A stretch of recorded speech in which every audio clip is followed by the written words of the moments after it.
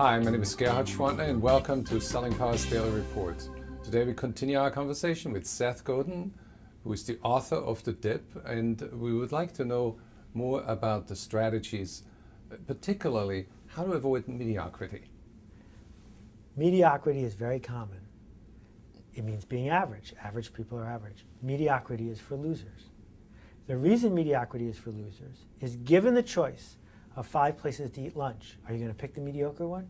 Given the choice of 5 people to hire, are you going to pick the mediocre one? In fact, in our Google-fueled world where you have a choice of 1 million things for every topic, who picks average? Who picks mediocre?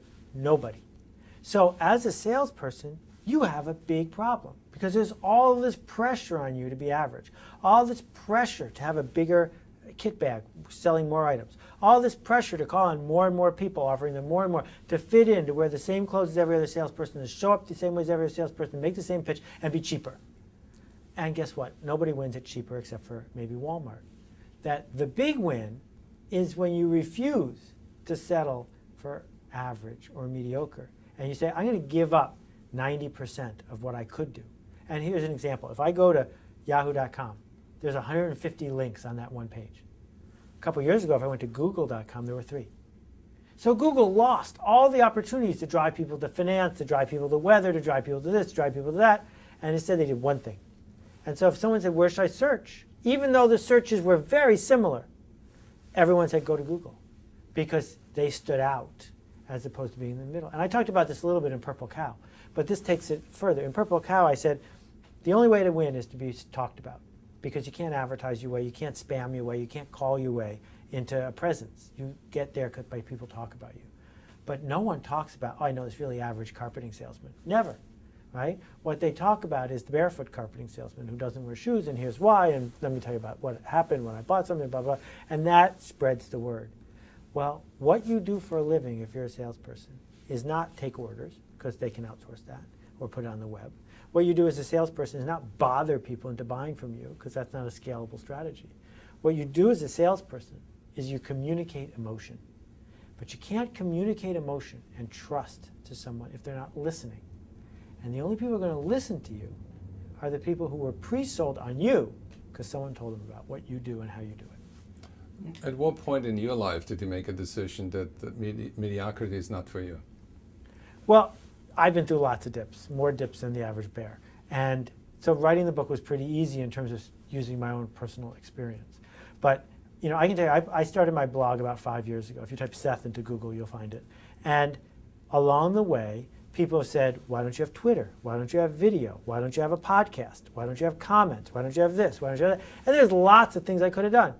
And if I had done those things, I wouldn't have had the blog I have today.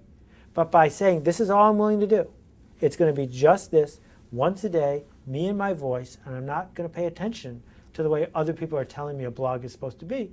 You don't have to like my blog, but it's the only one that's like it, as opposed to trying to make it like everybody else's. How many people visit your blog? More than I can count. I actually don't spend a lot of time looking at the numbers, because then I spend all my time trying to make the numbers go up. And my goal isn't to have the most popular blog. My goal is to have my blog, to be whatever I need it to be in that moment. And so I've forced myself not to study the stats. I do know Technorati says I'm the 12th most popular blog in the world, which is fine. I'll take it. And it's growing. But what I'm really focused on is, what kind of email do I get? Do I get email from people who say, yeah, I'll look at your blog every once in a while? Or do I get email from people who say, I've been reading it for 6 weeks and look what I changed in my life. Thank you for inspiring me to do that. And that's what gets me out of bed to do it every day. So how do you go on that road of improvement when you're already successful like you are? There isn't just one dip, Gerhard. It's not like, let's get through that dip and we're done. Steve Jobs helped invent the personal computer, helped launch the graphical interface, helped launch the MP3 business, helped launch computer animation at Pixar. He's not done, right? The point is, just like skiing, the goal is not to get to the bottom of the hill. The goal is to have a bunch of good runs before the sun sets.